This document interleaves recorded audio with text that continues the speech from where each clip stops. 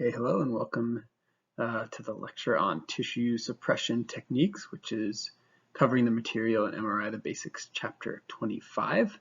And these are slides that I've developed in collaboration with Dr. Jeremy Gordon as well. Okay, so the goals for this are going to be to discuss a few different types of tissue suppression.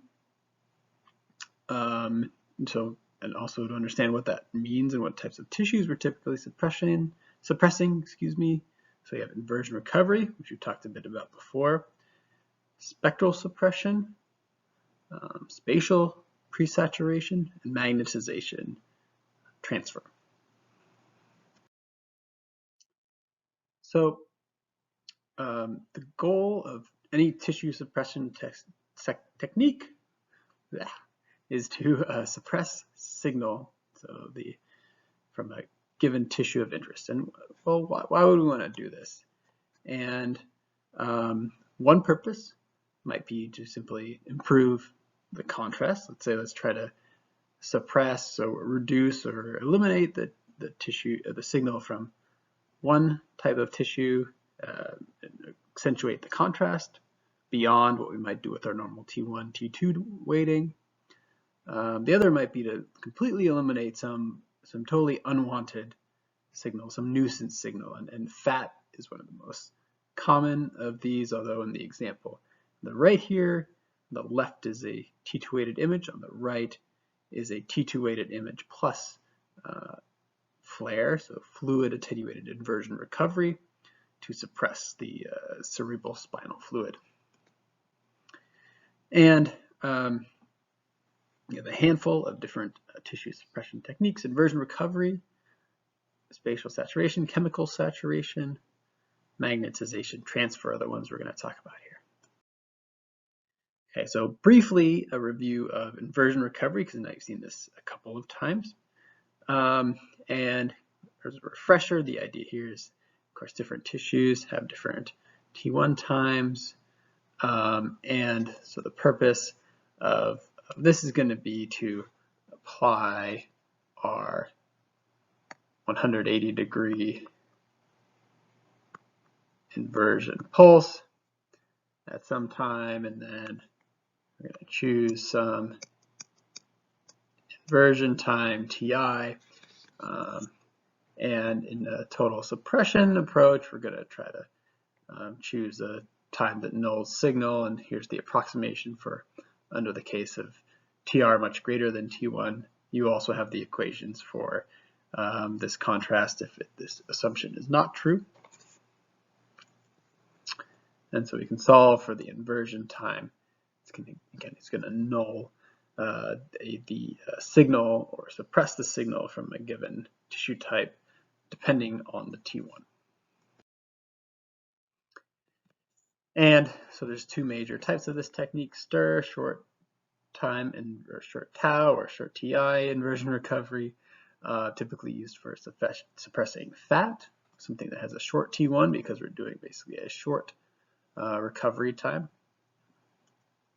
And then flare, fluid attenuated inversion recovery, which is typically much longer inversion times to suppress signals with much longer T1. Okay, so here's a couple of examples here on the right. You see a T2 weighted image. You can really clearly see a lot of the fat signal is very bright on T2 in the T2 weighted image. Just basically all of this bright signal around here is fat in this coronal view of this pediatric patient. And then in the case on the left here, this is our stir T1 weighted image plus stir, and so these same regions now you see appear much darker because of the inversion recovery.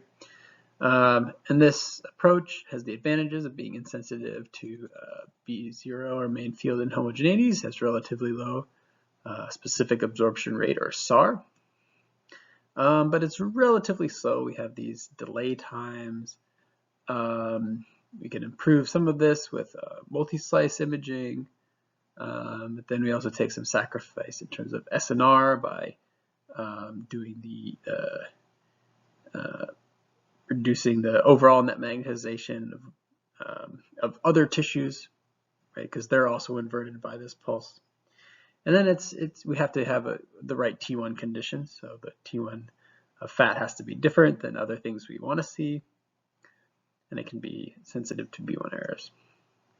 And this diagram here, taken from the textbook, is illustrating how you can do an interleaved multi-slice technique. So, excuse me, similarly to how we do multi-slice 2D imaging, where you start with slice 1, and now additionally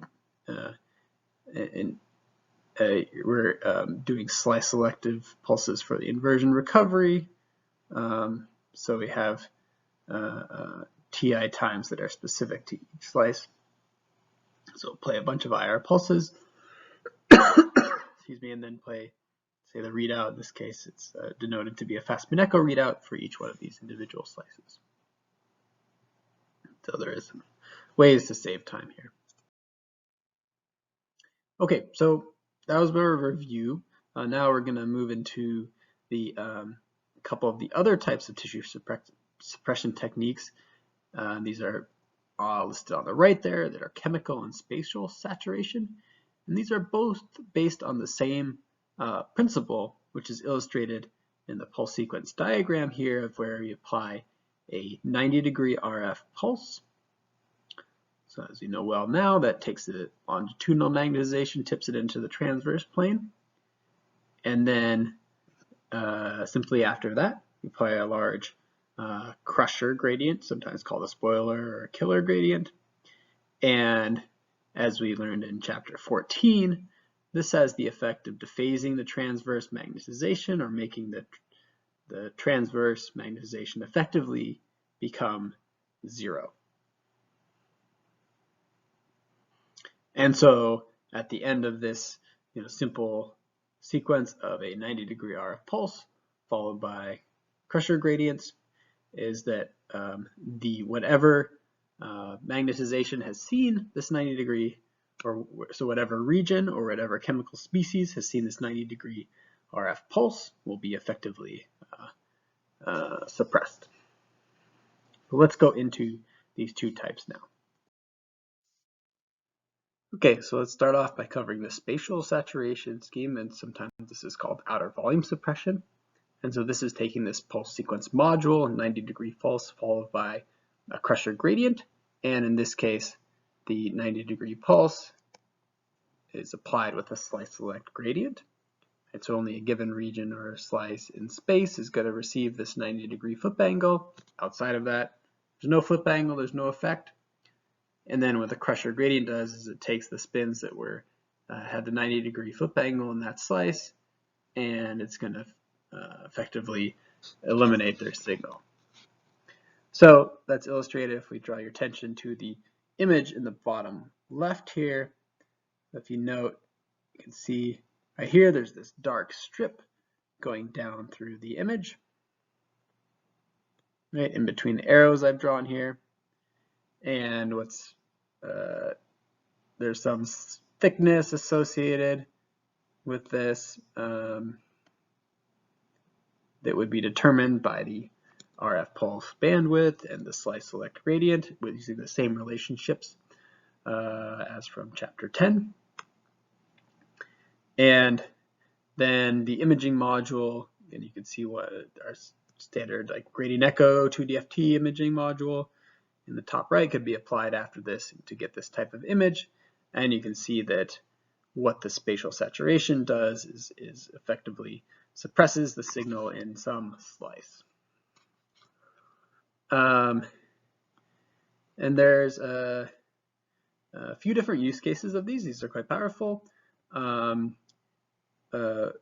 One is to actually use this to suppress motion or flow artifacts. So what this case I was just showing you is doing is suppressing signal from the heart to minimize effects from flowing spins coming out of the heart that could cause flow artifacts. This can also be done. The example in the bottom right here is where the spatial saturation is done actually out of the plane. So this is an axial slice through the kidneys, and the spatial saturation pulse is being applied, so kidneys being down below, spatial saturation is being applied above that somewhere to suppress any fit spins that might be flowing down into the slice. Or it could be done in the other direction, depending on whether you need to suppress arterial or venous flow. Now the example in the middle here of this brain with these red boxes, this is what's typically done in MR spectroscopy. Fat signals are a big problem for in vivo spectroscopy. So these spatial saturation or outer volume suppression pulses are being used to suppress fat in that case. And then the other growing use case here is to actually reduce the field of view. So to actually just eliminate signals outside of a certain field of view so that you can use a smaller field of view and speed up imaging. Or it's very useful for diffusion because, as you saw in the echoplanar imaging lecture, actually if we have a reduced field of view, that can reduce some of our typical echoplanar imaging displacement, distortion type artifacts.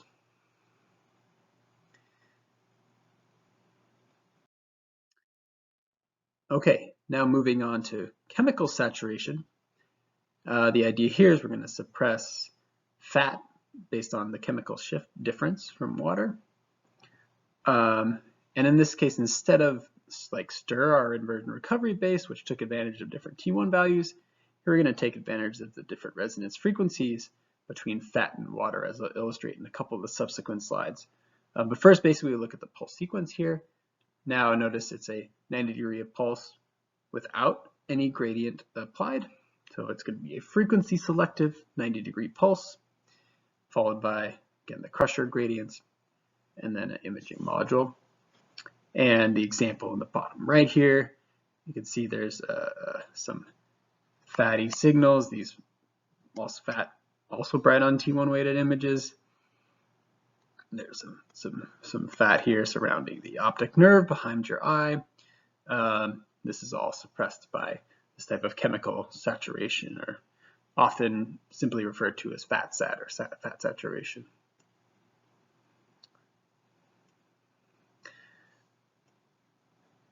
Okay, and so what we're going to explore in the next couple slides is what's illustrated in the bottom part here, is that we're calling from chapter 10 our RF pulse. If we apply this without any gradient, it has some frequency response, so it has a frequency profile where the flip angle is varying here as a function of frequency, and then we can either keep this without a gradient, and then we'll have some so-called spectral profile, or we apply a gradient like would be done in spatial suppression, and then we convert the frequency into position, and so have a spatial suppression pulse.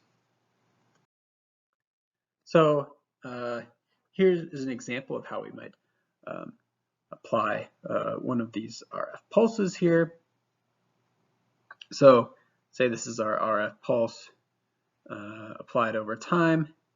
It's being applied at a frequency of about 1 ppm. So we're choosing the pulse center frequency in the same way that we did for when we were doing slice selection. We can do this in the chemical in a RF pulse without a gradient to be frequency shift selective or chemical shift selective. So this is the center of the pulse, and then recall we also have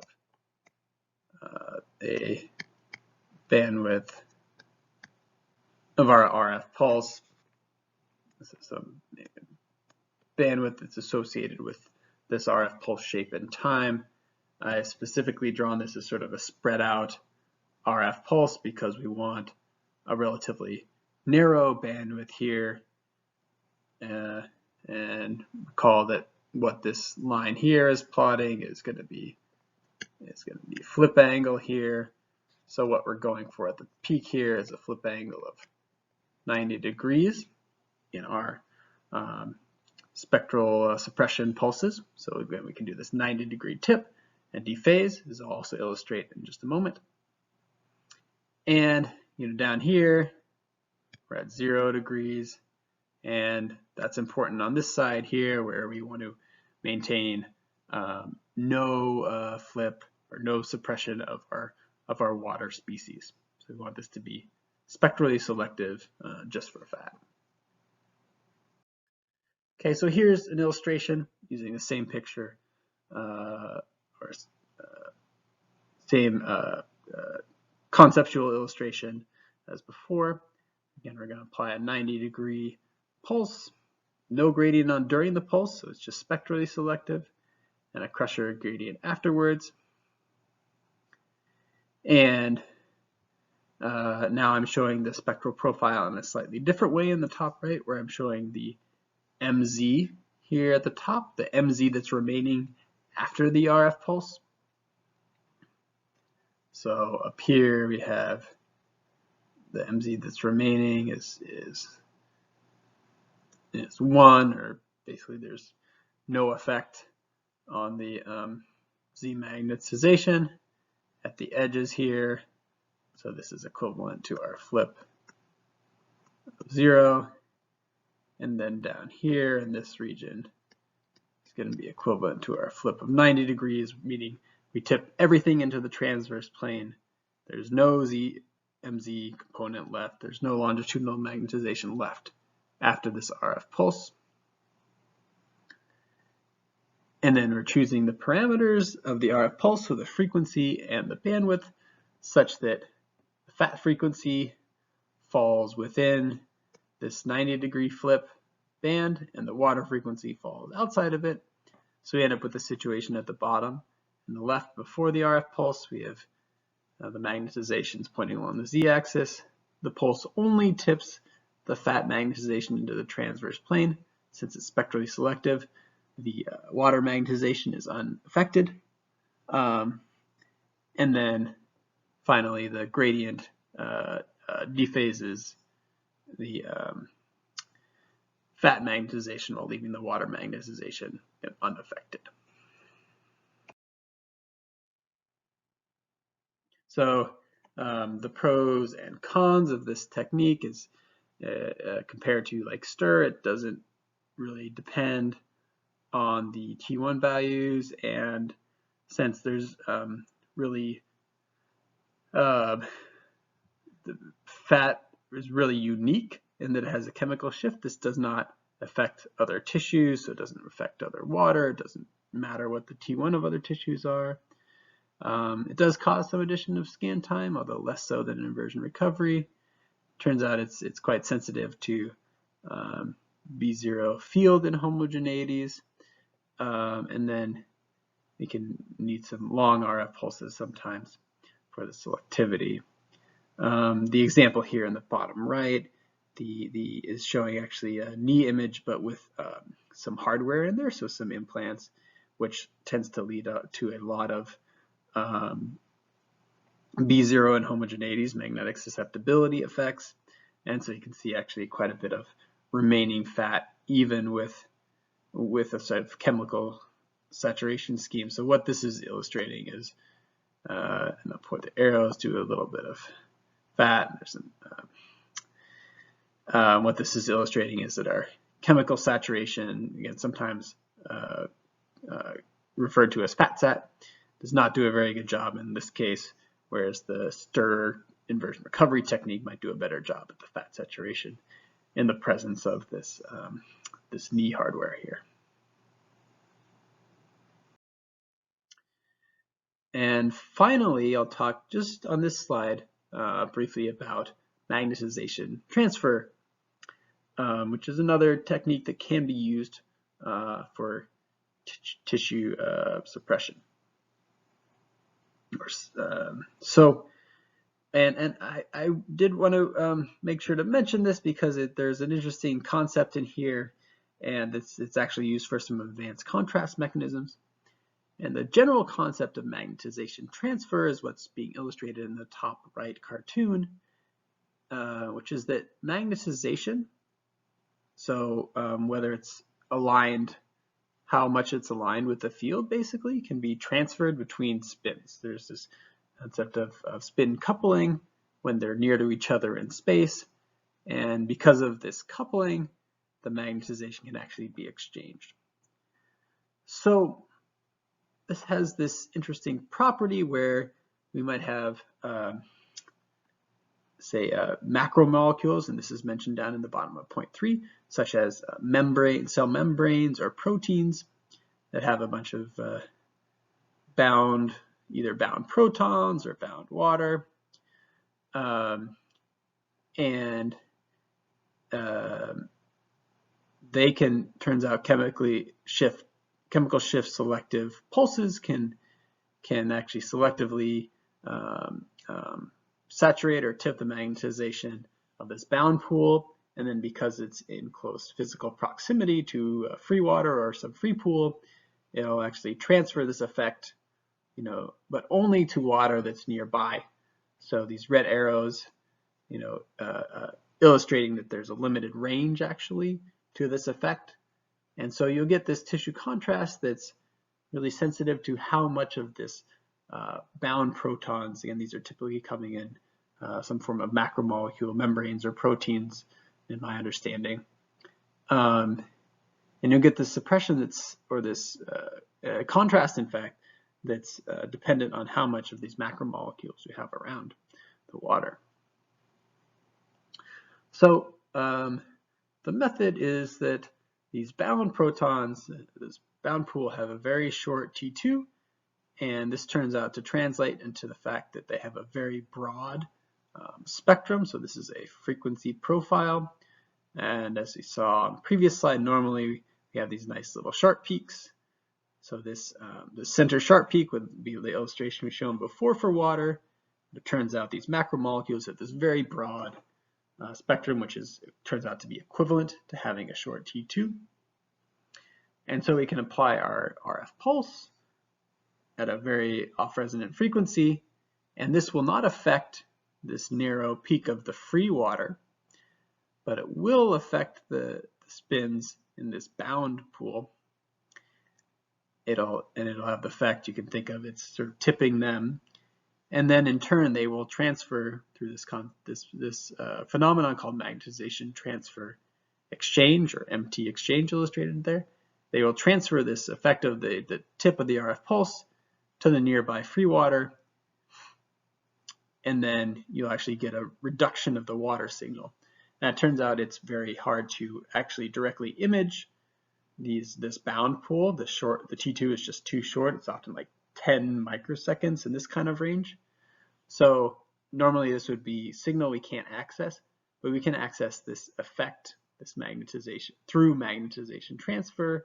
We can get some information about this bound pool through this, what's illustrated there, the signal reduction for the free water. Okay, here illustrating the concept of magnetization transfer again with this illustration from the textbook, where now I put some values in here. So this is these magnetization transfer RF pulses are illustrated by the hashed sideways line areas, and they're applied up in the range of a couple of kilohertz off resonance.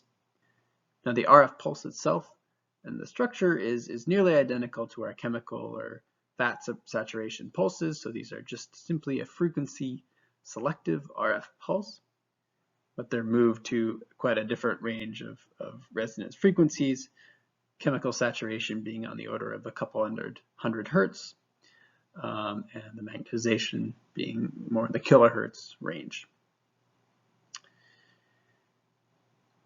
And so we have this phenomenon of the magnetization transfer results in a bulk signal reduction.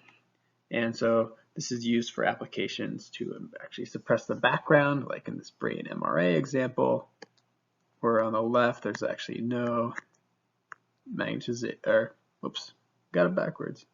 There is a magnetization transfer contrast on the left and none on the right in this brain angiography example. And you can see that there's a more clear contrast for the vessels with the magnetization transfer contrast applied. Now this phenomenon is also used in actually magnetization transfer imaging itself, which has some interesting applications in the brain, and also this phenomenon is also used in techniques of CEST, which is chemical exchange saturation transfer, and in this this technique called T1 row imaging, which is also based on magnetization transfer effects. Okay, so here we are to some of the take-home points of tissue suppression techniques. Inversion recovery, which is nicely insensitive to field inhomogeneities, but it's rather slow and it requires T1 selectivity. Our chemical or spectral saturation is a little bit faster. It does not require any of this T1 contrast. It is sensitive to magnetic field inhomogeneities, both of the main magnetic field as well as the RF fields. And it's not does have increases in the power and the scan time. And then we have our spatial suppression, useful for minimizing our out-of-slice motion artifacts, removing fat contamination, and reducing the field of view. Also increases the scan time, and they don't provide any frequency selective contrast. And then finally, magnetization transfer contrast, useful both for suppression of the background tissue, as well as the contrast mechanism in itself. The con, or the thing to be aware of with magnetization transfer, is that it actually often happens inadvertently in other high flip angle pulse sequence, like fast Minecco sequences, and balanced SSFP that can actually, if you're not aware of it, might actually be changing the contrast a little bit. Okay, and that brings us to the end of this lecture. So you should have an idea of now what is the purpose of tissue suppression and what type of signals we're going to be typically suppressing. So we've got our inversion recovery, our spectral suppression, or chemical saturation, or spatial saturation, and magnetization transfer are the phenomena you want to understand. Great, thank you for watching.